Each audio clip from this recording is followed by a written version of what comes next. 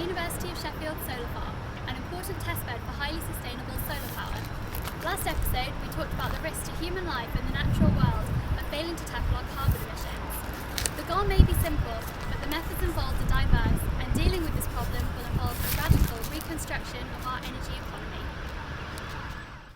In fact, the IPCC recommend that low-carbon energy generation should occupy at least 80% of the market by 2050.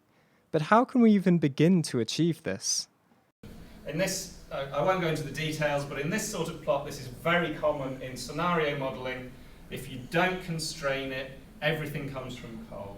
That's pretty much always a conclusion. There's a lot of coal and it's cheap. Renewable technology represents a diverse collection of low-carbon energy sources that could help to replace fossil fuels. Solar power is one of those contenders. The advantage of devices like solar panels is that the energy they receive is being naturally replenished all the time. Many other renewables, such as wind and wave power, also have the sun as their ultimate source of energy. This is because wind originates from the sun heating the land and oceans, causing air to rise. The waves are then a result of wind on the sea.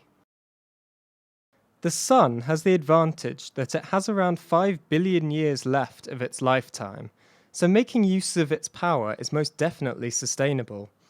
The disadvantage is that the sun only supplies the Earth with a certain amount of energy each day, so we must be careful to make the most of this allocation. Biomass is a form of renewable power that's proven popular throughout history and remains so today. Biomass works by breaking down or burning various kinds of plant matter, such as wood. It's renewable because plants get most of the energy needed for growth from the sun through photosynthesis. There are lots of methods of producing energy from biomass, such as creating combustible gas from chipped wood. This gas is clean in the sense that it doesn't contain nitrous or sulfurous impurities, but it does release carbon dioxide. The trick, however, is that this is all just the same carbon dioxide that was captured by the trees in the first place. All this means that biomass systems are carbon neutral, even if they're not carbon negative.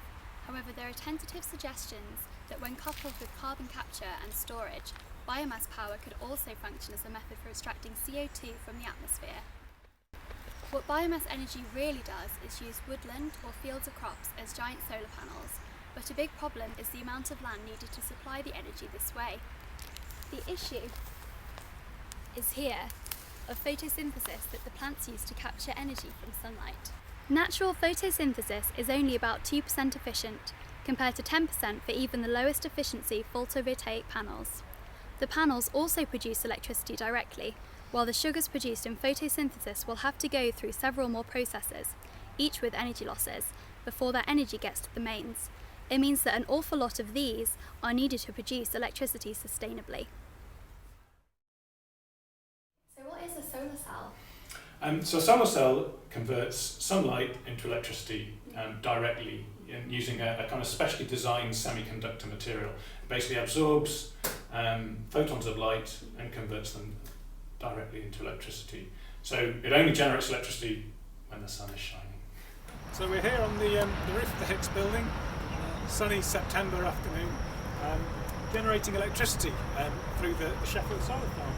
So we have 4 metres squared of crystalline silicon photovoltaic modules, and over the course of a whole year we generate around about 0.5% of the electricity demand of the Hicks building behind me. So the idea behind solar is that it would reduce the requirement of fossil fuels on the electricity network.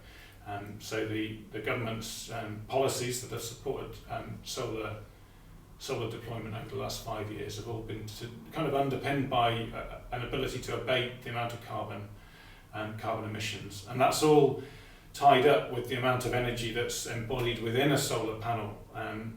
So it takes energy to make a solar panel, and then the assumption is that that energy will be recouped over the lifetime of the solar panel. So we get a kind of return on investment in terms of energy accounting.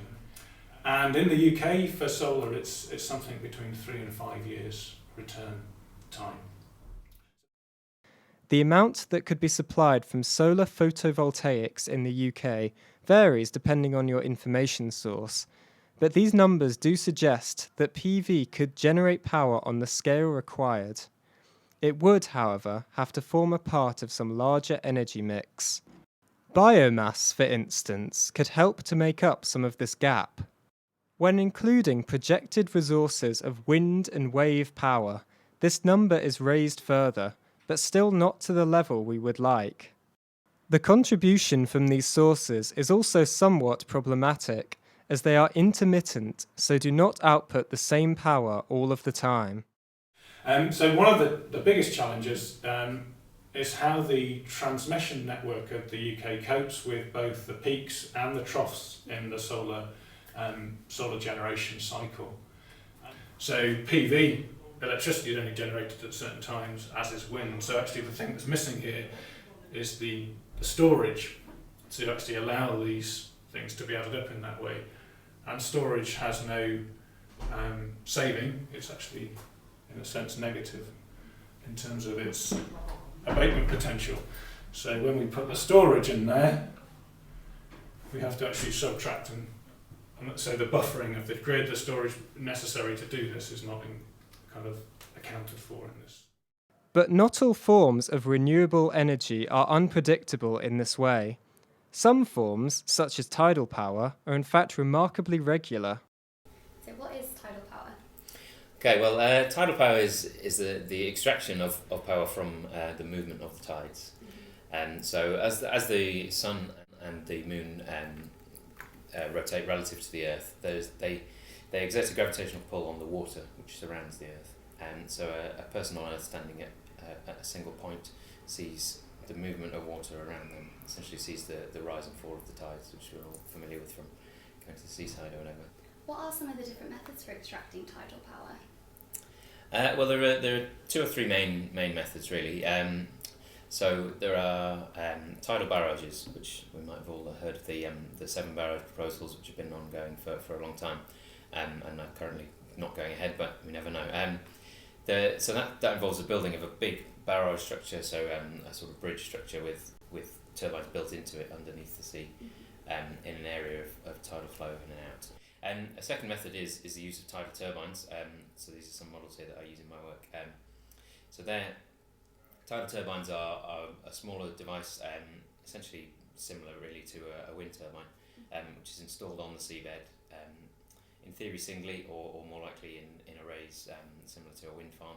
What are the advantages over renewable energies? Well, compared to other renewable energies, tidal power has a great advantage in that it is entirely predictable. Tidal power offers another significant contribution to the low-carbon energy mix.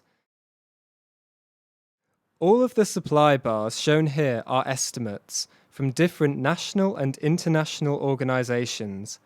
They attempt to take into account economic forces and the cases where renewable projects are rejected at the planning stage. If these estimates seem intentionally pessimistic, it is useful to look at the absolute upper limit that could theoretically be supplied from renewables in the UK. It is not unreasonable to think that in any realistic picture, each section of the bar would be substantially reduced. It is important to stress that the extreme likelihood the UK cannot live off its own renewables is not an admission of defeat. The remaining shortfall could be made up with fossil fuels using carbon capture, as well as the next power source we're going to talk about. In the next episode, we'll look at whether the disadvantages of using nuclear really do outweigh the benefits, or whether it can form a positive complement to renewable sources in the fight against climate change.